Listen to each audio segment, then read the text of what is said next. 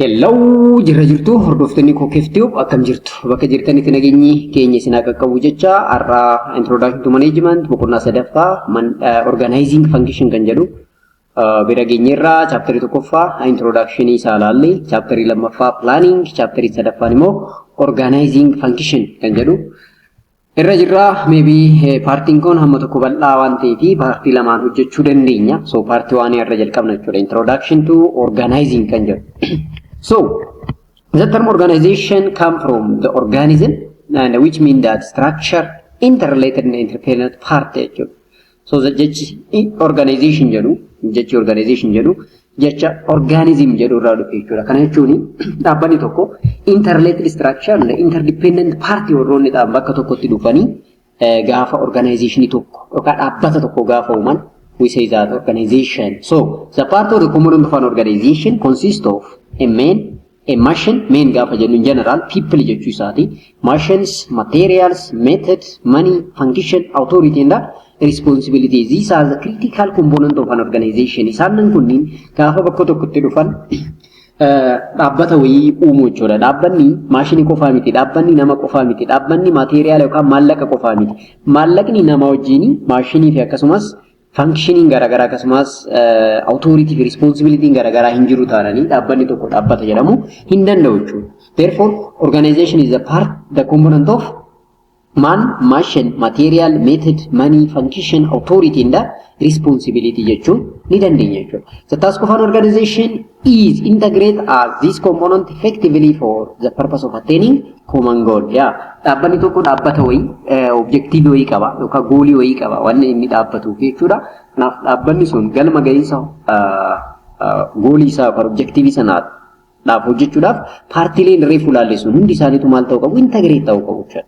Therefore, organizing is the process of arranging and structuring work accomplished the organizational goal. Kanafi organizing gaafa jennu the managerial function that used for arranging and the structuring of these components so as to achieve organizational goal jechuudha. Kanaaf organizing gaafa jennu namaa fi maashinii akkasumas maallaqa jiru walitti organize jechuun integrate gochuudhaan what you call organizational goals tokko achieve gochuudhaaf gaafa hojjennu organizing jennaan jechuudha. Therefore, in order to understand the meaning and the characteristics of organization, we shall study it under the following head. One, organization as a group of persons. Fakkeenyaa fi organization karaa adda addaatti ilaaluu dandeenya interdependent component tu jira jenneerra.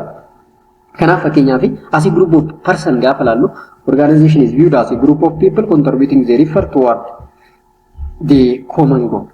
Yes, namoonni sunniin bakka tokkotti dhufanii garuu kaayyoon isaan dhufaniif yookaan kaayyoon isaan hojjetaniif galma gahinsa dhaabbata tokkodhaaf. Kanaaf common goalii qabu jechuudha namoonni sunniin. That is known as organization as a group of persons jechuu dandeenya. Inni biraa organization as a structure relationship. So, is a relationship among the individual or the member of an organization. Yes, namoonni achi jalatti jiran, departmentoonni achi jalatti jiran hundi isaaniitu relationship qabaachuu qabu. Maaliif wanni isaan hojjetanii fi galma gahinsa objective dhaabbata sanaaf waan ta'eef jechuudha. Inni biraa organization as a function of management itti ilaaluu dandeenya. Like planning, organizing is also applied in every aspect of management jechuudha. Yes, organizing is also applicable in everywhere, in every aspect of management jechuudha. Inni biraa organization as a process itti ilaaluu dandeenya. Kana jechuun the process of establishing a relationship among a member of the organization. Yes, hariiroo dhaabbata sana keessatti komponentoota jiran establish gochuudhaan common goalidhaaf akka hojjetan taasisuun that's also one scenario of organization. What is the purpose of organizing? Maaliif organize gochuun barbaachisaadha? Maa inni faayidaan isaa? Purpose-in isaa maa inni gaafa jettan inni jalqaba to facilitate communication pattern-idha. Yes, communication in smooth akka ta'u effective communication in akka jiraatuuf organizing in gahee guddaa taphata jechuudha. Inni biraa authority allocate gochuu akkasumas responsibility allocate gochuudhaaf gahee guddaa taphata organizing jechuudha. Inni biraa to increase proper balance, to stimulate creativity. Yes, creativity enhance gochuu keessatti purpose guddaa qaba jechuudha organizing. Inni biraa growth encourage gochuu keessatti guddina si'eessuu encourage gochuu jajjabeessuu keessatti gahee olaanaa taphata. Akkasumas to make use a technological improvement. Yeah, you know that nowadays the technology can day to day improvement in jira waan ta'eef organize gochuun technology yeroo yeroodhaan jijjiiramu kana akka improve goonu taasisa jechuudha. Inni biraa to assign task assignment and the responsibility assignment organizing gaheen isa kana jechuudha. Hojii akka qoqqoonnu yes hojii hunda namni tokko hojjetu kanaaf hojii akka qoqqoonnu fi namni kamiyyuu responsibility akka fudhatu taasisuudhaaf organizing gahee guddaa taphata jechuudha. Inni biraa coordinate diverse organizational task hedduutu jira. Isaannen san organize gochuu coordinate gochuudhaaf organizing is very important. Inni biraa relationship among others, allocate organizational resources jiru allocate gochuudhaaf finance gochuudhaaf organizing is very important. The other thing, enhancing development of personnel. Yes, humna namaa achi keessa jiru develop gochuu training gochuudhaaf waan training garaagaraa kennuudhaaf beekumsaan skilliidhaan experienceedhaan akka gahuuman taasisuudhaaf organizing is very important.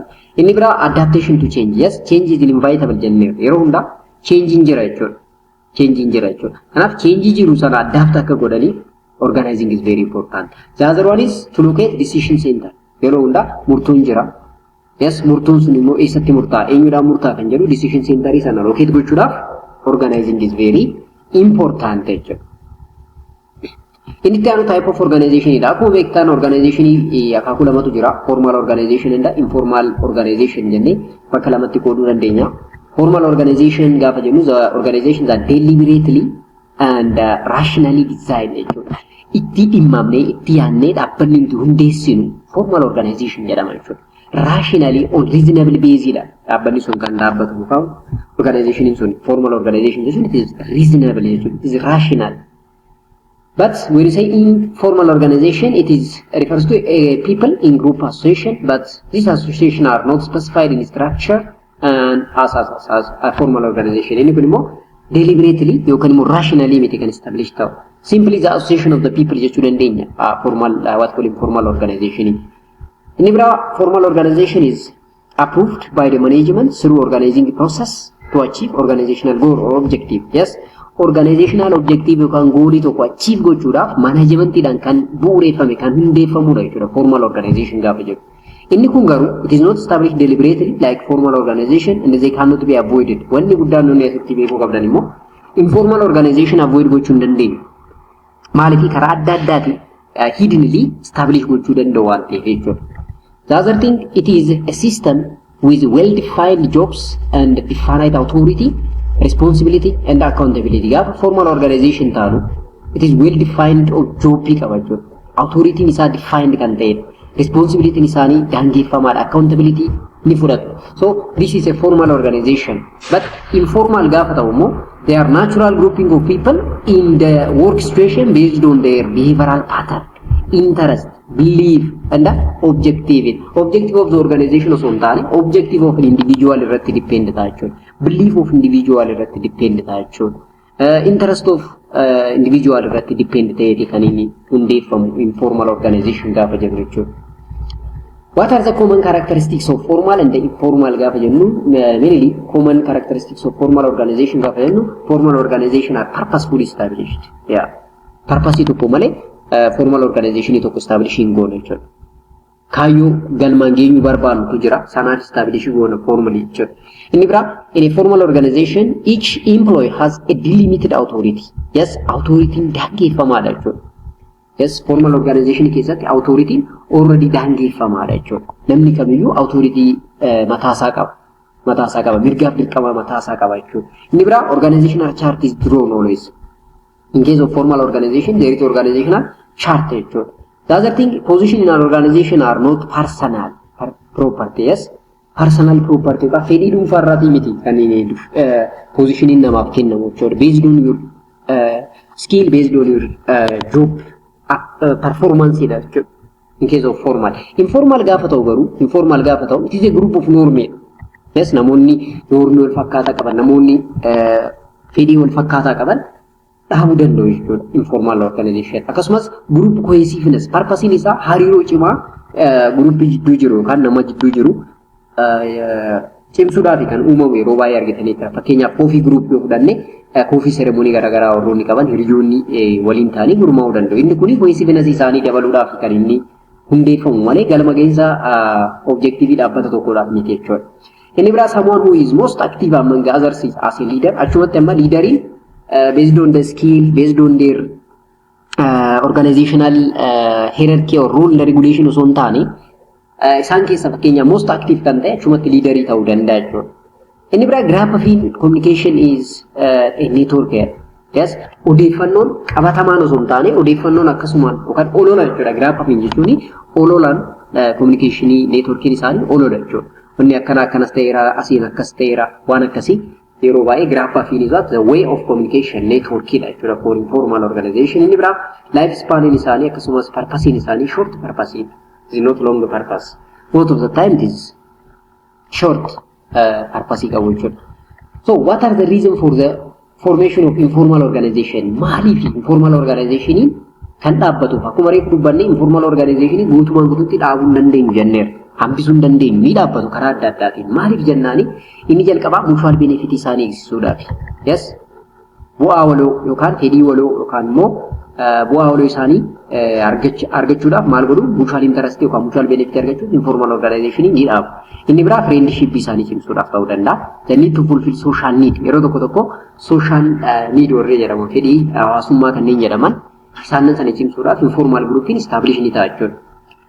Physical work condition, working proximity, yes, walitti dhiyeenya hojii irratti jiru bareechuudhaaf there is also a formal what called informal organization. Administrative practice, yes, administrative practice gochuudhaaf maal godhu informal organization establish godhu jechuudha. Informal organization establish godhu jechuudha. So main limitation in isaare what are the limitation of informal organization? Limitation isaa keessa inni guddaani resistance to change. Yes, change resist godhu yeroo baay'ee informal organization change resist gochuudhaan beekamu. Amananii fudhatan change tokko jechuudha. Jijjiiramni gaafa dhufu amin jedhanii fudhatan. That is known as resistance to change.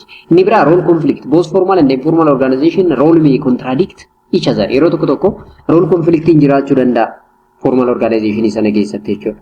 Kanaaf formal organization role conflict sana more of accepting jira.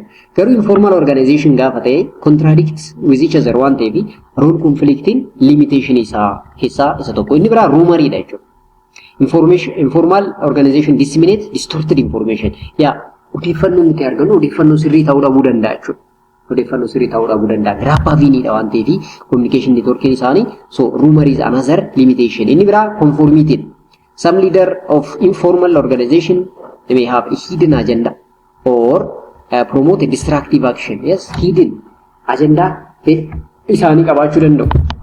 Kanaaf destructive action ta'uu danda'a kuni wanni isaan irratti hirmaachaa jiran jechuudha. Yeroo baay'ee this formal organization is highly destructive, promote destruction gochuu danda'u. Inni kun limitation of informal organization jechuudha.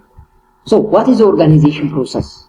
Yes, organization process. Consider a plan and a goal. Organization process jechuun adeemsa jechuudha. Adeemsa organization tokko ittiin dhaabbatu. Inni jalqabaa plan and the goal sana consider gochuudha. Plan affect organizing and it is result of the organization. Kanaaf planning keenya maayinni goaliin nuti qabnu moo maayinni kan jedhu dura consider gochuu danda'u qabna. Inni lammaffaa determine the work activity. Yes, knowing all jobs that are going to be performed. Maaltu hojjetama kan jedhu sirriitti beekuu qabna.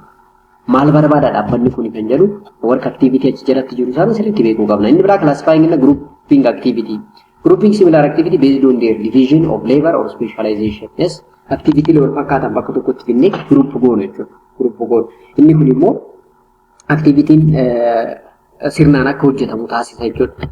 The other thing you have to assign work and delegate authority. Assign to individual by giving appropriate authority jechuudha. Yes. Hojii assign goote hojii ingokkoodha irra madda chumatti immoo authority immoo delegate goote jechuudha. The other thing design hierarchy and the relationship. This means it requires the determination of both vertical and horizontal operating relationship. Yes, vertical gaafa jennu from lower to middle to the higher or the top jechuu keenya. Horizontal gaafa jennu immoo between the same level of an organizational hierarchy jechuudha. Isa sana jidduutti dizaayinii baasuudhaaf nu fayyada jechuudha. So the result of this step is to complete organizational structure. The organizational structure is shown by an organizational chart. Yeah, organizational structure in actually organizational chart idani kan inni yeroo baay'ee mul'ifamu. And it tell us the chain of command who report to whom. Eenyutu eenyudhaaf report godha kan jedhu beekuudhaaf fayyada. akkasumas span of control how many subordinate work to each manager manager tokko jalatti hojjettoota meeqatu jira span of control keenya beekuudhaafis nu fayyada jechuudha. The other thing is channel of communication ida. Channel of communication keenya maal fakkaata maal ta'uu qaba kan jedhu achi jalatti beekuu dandeenya. How the company structured company akkamitti structure ta'e organizational chart sana jalatti structure isaa maal fakkaata by function by customer by product or by what kan jedhu ittiin adda baafanna jechuudha. The work being done in each job the level on the box jedha. The hierarchy of decision making where the decision maker is located kan jedhu murtoon isaa dhufa gubbaa gadi immoo jalaa ol kan jedhu or horizontally adda baasuun ni jira jechuudha. When the existing structure is formulated yoom established ta'e kan jedhu types of authority in the relationship. This authority may be line authority, staff authority or functional authority kan jedhu kana adda baafannee beekuu qabna jechuudha organizational structure or chart jalatti jechuudha. So once the organizational chart or organizational structure is established, there is a term known as departmentalization out there. Amma organizational chart in tokko establish gaafa ta'u departmentalization jechi jedhu kun baay'ee barbaachisaadha jechuudha. Departmentalization or departmentation jechuun hojiilee jiran taaskilee jiran departmentiidhaan qoqqooduu jechuudha waan biraa miti qoqqooduu jechuudha. So here the horizontal differentiation of tasks or activity into a discrete segment is called departmentalization or departmentation jennaan jechuudha. So the horizontal differentiation of tasks or activity into a discrete segment is known as departmentalization or departmentation. So departmentation involves grouping of operating tasks into jobs, compiling a job into effective work group and compiling the groups into division often termed as department. Gabaabumatti hojiilee departmentiidhaan qoqqooduudha taaskii jiru jobbii jiru yes departmentiidhaan qoqqooduu sun departmentalization jedhama jechuudha. So there are several ways of departmentalization each of which is suitable for a particular corporate size strategy in the purpose jedha. Already there are way of departmentalization in Kenya hedduudha. Isaanan eenyu faadha akkamitti qoqqoodna kan jedhu ilaalla jechuudha. So type of departmentalization gaafa jennu almost functional departmentalization in jira, geographic departmentalization in jira, product departmentalization, customer departmentalization, process departmentalization, multiple departmentalization jennee qoqqooduu dandeenya. Egaa akkuma beekamu asitti top manager jira, top manager kun jira. Kanaaf top manager jalatti egaa departmentii hedduutu jira jechuudha. Akkuma argaa jirtan departmentii sadii, departmentiin tokkoon isaan immoo akkuma argaa jirtan subordinate qabu jechuudha. So scenario kanaani we say that departmentalization kan jedhu. Kanaaf dhaabbata tokko keessatti departmentii hedduutu jiraachuu danda'a jechuudha. Departmentii hedduutu jiraachuu danda'a. That is known as departmentalization. Base of departmentalization in Kenya immoo functionally ta'uu danda'a. Geographic, product, customer, process or multiple departmentalization ta'uu ni danda'a jechuudha. Tokkoon isaanii maal jechuudha kan jedhu ilaalla jechuudha. When it comes to the functional departmentalization, this is the simplest and the most commonly used base for departmentalization.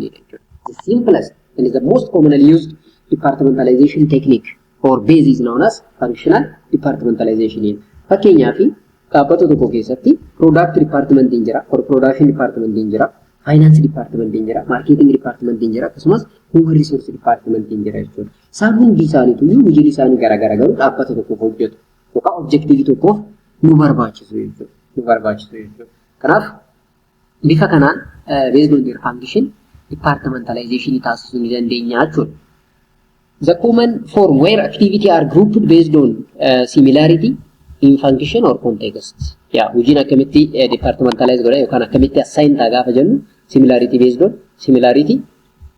The activity can be grouped based on the similarity of function or content.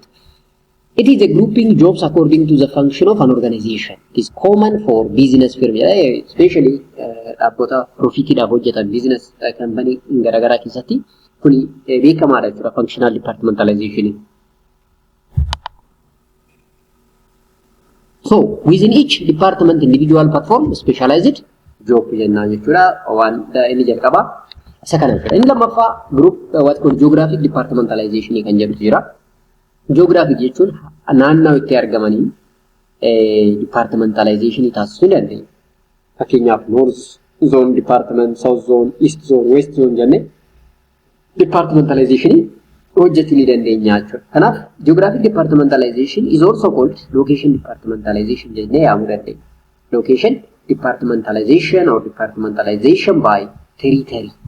Yes, departmentalization by territory jennee yaamuu ni dandeenya. It is a grouping of job on the base of their geographic area. Bakka itti argaman irraa naannoo isaan itti argamaniin maal gochuu dandeenya? Departmentalization taasisuu ni dandeenya, qoqqooduu ni dandeenya, group gochuu ni dandeenya jechuudha.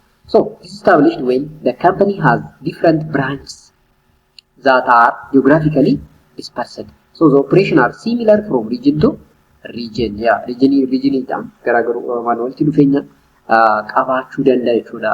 What called geographic departmentalization yookaan location departmentalization yookaan immoo territory departmentalization kan jennu kun jechuudha. Kanaaf bakka hojiin sun kallattii yookaan daangaa inni itti argamu irraa kaanee departmentalization taasisuu akka dandeenyu nutti himaa jechuudha inni kun immoo. Inni sadaffaan product departmentalization kan jennuudha. Product departmentalization gaafa jennu it is grouping on the basis of product. Goods and services nuti kennu irraa kaanee departmentalization taasisuu ni dandeenya jechuudha. So such kind of departmentalization is best to large and multiple product organization. Dhaabbanni tokko fakkeenyaaf product garaagaraa kan oomishu yoo ta'e. Yes, dhaabbata san product inni oomishuudhaan departmentalization taasisuu ni dandeenya jechuudha. Fakkeenyaaf product division A, product division B, product division C. But all product can be produced by the company A ta'uu danda'a. So the company A can produce these three products. Based on this, we can divide the company based on this type of product it can be produced there jechuudha. Yookaan the service delivered there. Tokko kana inni biraa customer departmentalization jedhama. Customer departmentalization gaafa jennu it is grouping of tasks based on the type of customer service. Customeroonni nuti sarbu goonu eenyu isaan kan jedhu irraa kaanee departmentii kamti baafnu jechuudha. Departmentii kan nuti baafnu customeroota keenya eenyu isaan kan jedhu irraa. Such form of departmentalization are more common in banking fakkeenyaaf book publishing and the food industry jedha. Banking gaafa jennu fakkeenyaaf Oromiyaa baankiin jira. Akka Itoophiyaatti fudhannee Abisiiniyaa baankiin jira. Waantonni Itoophiyaa Commercial Bank of Itoophiyaan jira. Kanaaf kaastamerii keenya eenyu fakkeenyaaf Oromiyaa keessatti uummata Oromoo afaan isaaniitiin akka fayyadaman tajaajila akka argatan gaafa barbaanne Oromiyaa Cooperative Bank jennee yookaan immoo Oromiyaa International Bank jennee baankii dhaabna jechuudha. Kanaaf sirriitti naannoo sanatti beekama jechuudha. Sana qofa osoo hin taane kastamerii keenya fakkeenyaaf baankii keessatti maal gochuu dandeenya? Qoqqooduu dandeenya fakkeenyaaf. Warroota foreign kastameroonni biyya alaarraa maallaqa kanneen transakshinii adeemsisan ta'uu danda'a. Biyya keessaatiin kastamerii handle gochuu dandeenya. Domestic customer kanneen jennuuni. Yookaan daldaltoota yoo ta'e fakkeenyaaf daldaltoonni sun wholesaler yookaan retailerii ta'uu danda'u. Based on this maal gochuu dandeenya? Departmentalize gochuu dandeenya jechuudha. Departmentalize gochuu dandeenya. Kanaaf inni kunis base of departmentalization keessaa isa afuraffaan inni shanaffaan process departmentalization kan jedhamudha. Process departmentalization gaafa jennu is an appropriate way departmentalization by production is inflowed. Activity are grouped on the basis of various manufacturing process. Yes, process gaafa jennu adeemsa jenneerra. So adeemsa wanti tokko ittiin produce ta'u departmentiidhaan qoqqoodnee ibsuu ni dandeenya jechuudha. Ibsuu ni dandeenya. So fakkeenyaaf there is a chief executive officer which is a general manager, production manager in jira. San jalatti garuu maaltu jira? Hedduutu jira. Firing, weaving, dyeing, packing, yes, transporting. Wanti isaan hojjetan processiin achi keessatti adeemsifamu hedduu waan ta'eef production keessatti production sana keessa kutaan yookaan immoo processing garaagaraa waan jiruuf based on that process we can give what a department to each process jechuudha. Process departmentalization gaafa jedhu. Matrix departmentalization akkuma maqaan isaa nutti himutti the combination of two or more departments discussed above. Yes, fakkeenyaaf process and geographic departmentalization ta'uu danda'a. Functional versus what you call product departmentalization ta'uu danda'a. Akkasitti departmentalization lamaa fi sanaa ol gaafa combine goonu immoo maal jenna? Matrix departmentalization jenna jechuudha. Matrix departmentalization. So this is also the scenario or the graphical description of matrix departmentalization. CORZ, the Vice President of Finance and Accounting. Finance and Accounting gaafa tokkotti fidu matrix ta'a jechuudha. Matrix ta'a jechuudha. Vice President of Manufacturing gaafa jennu purchase and production qabaachuu danda'a. Inni kun Finance and Accounting. Vice President of Marketing gaafa jennu marketing and sales bakka tokkotti qabaachuu danda'a. Kanaaf functionii lamaa fi sanaa ol gaafa bakka tokkotti combine goonu that is known as matrix departmentalization. So generally we have different departmentalization base to divide or to department an activity for a given organization. Inni bira the major concept of organizing kan jira termileen organizational concept jalatti hammataman authority jira, power jira, delegation jira, span of control jira, centralization and decentralization termileen jedhan jiru jechuudha. Termileen kunneen termilee baay'ee barbaachisoodha jechuudha. Tokkoon isaanii maal jechuudha? Garaagarummaan isaanii akkamii kan jedhu adda baasnee beekuu danda'uu qabna jechuudha. So termiin jalqabaa akkuma beektan authority dha. So authority gaafa jennu represent the legitimate of power in an organization dha. Yes, seera qabeessummaan aangoon nuti kennamu. Teessoon nuuf kennamu suni authority qaba. Therefore, authority represents legitimate of power in an organization structure jennee fudhachuu ni dandeenya. It is a power derived from the rights that comes with positioning. Aangoon sun sababa positionii naannoo sana bakka sanatti qabanneef kan kennamudha jechuudha. Aangoon sun authority. So authority is the power result from position jechuu dandeessu. Inni biraa it is also or it is to influence others or the right to do something else. Authority jechuun karaa biraatiin influencing others or the right to do something. The source of authority is a member of an organization. Filannoodhaan argachuu dandeenya paaworii sana dhaabbata sana keessatti. Beekumsa keenyaan argachuu dandeenya, dorgommii experience keenyaan argachuu dandeenya jechuudha. So this is authority. Power jechuun immoo the ability to influence others to do something jechuudha. Inni kun maal qaba? Ability to influence qaba jechuudha. Power is the ability to influence others or the ability to do something jechuu dandeenya. So authority fi poweriin garaagarummaa qaba. Authority'n legitimate poweriin. Inni kun immoo ability to influence jechuudha. Ability to influence. So power is the ability to get someone to do something you want to do. Yes, akka hojjetamu waan barbaaddu sababa influence gochuu dandeesse qofa hojjechiifta jechuudha nama wayii. So that is known as power. That is known as power. Source of power gaafa jennu hedduudha. Tokkoffaa legitimate power generated from position of an organization. Be careful, barattoonni management, barattoonni business administration fi barattoonni business management exit exam irratti iddoon kun baay'ee murteessaadha waan ta'eef focus gootanii akka dhaggeeffattan gamanumaan si yaadachiisuu fedheeti. So legitimate power it is generated from a position of an organization. Sababa position qabnu yaa legitimate power nuuf kennama jechuudha. Reward power, reward is the source of power to manage yourself. Reward power is more the power or the source of power is what? To manage reward. Sababa rewardidhaan power inni argannu jiramu dhaabbata tokko keessatti fakkeenyaaf waan gaarii hojjenneef sirnaan waan taayilii keenya manage goonee hojjennuuf rewardin nu kennama. During that time reward power jenna jechuudha. Reward power jenna jechuudha. Inni biraa coercive power jenna. Coercive power kun akkuma maqaan isaa isinitti himu fear of punishment. Yes, fear of punishment. Sababa punishment sodaannu adabbiin waan jiruuf of powerii sodaaf jira. That's coercive power. Inni kaan immoo expert power dha. Expert power kun yeroo baay'ee the powers are generated from learning and professionalism. Sababa experience qabnu, sababa barnoota keenya gahumsaan waan xumurreef ta'uu danda'a. Beekumsaan cimaa waan taaneef experience gahaa waan qabnuuf expert powerii nuuf kennamuu danda'a. Source of power ta'uu danda'a jechuudha beekumsi by itself. Inni biraa referent or interpersonal power dha. To ability to influence others behavior jechuudha.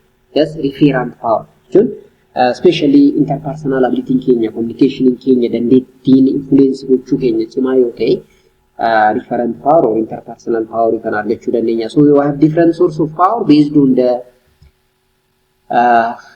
certain criteria or ability. Certain criteria or ability.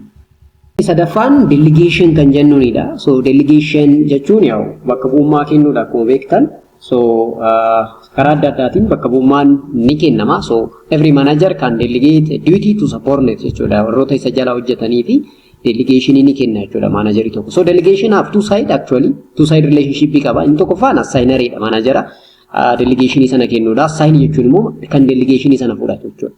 So yeroo baay'ee effective manager ta'e taananii yeroo baay'ee delegation kenna jechuudha. Delegation kennuun waa lamaaf fayyada. Tokkoffaa hojiilee xixiqqoo irratti concentrate akka hin taanee fi hojiilee baay'ee barbaachisaa ta'an irratti concentrate akka ta'u managerii tokko isaaf fayyada. Inni lammaffaan immoo hojjettoota isaa develop gochuudhaaf tasa yoo inni hin jiraanne akka bakka isaa bu'anii decision made godhan taasisuudhaaf delegation inni kennama jechuudha.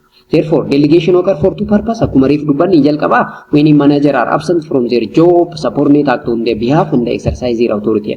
Managerri akka tasaa dhukkubsachuu danda'a yookaan dhimma garaagaraatiif kaampaanii sana keessa jiraachuu dhabuu danda'a.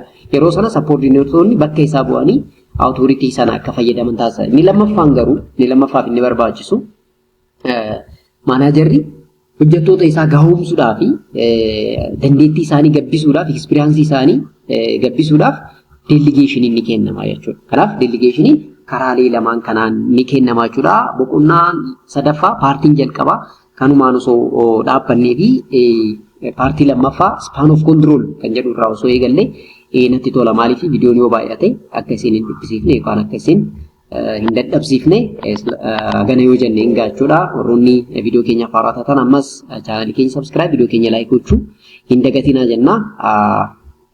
Paartii lammaffaa span of control kan jedhu irraa eegallee yeroo biraa kan itti fufnu ta'a jechuudha. Agasitti nagatti.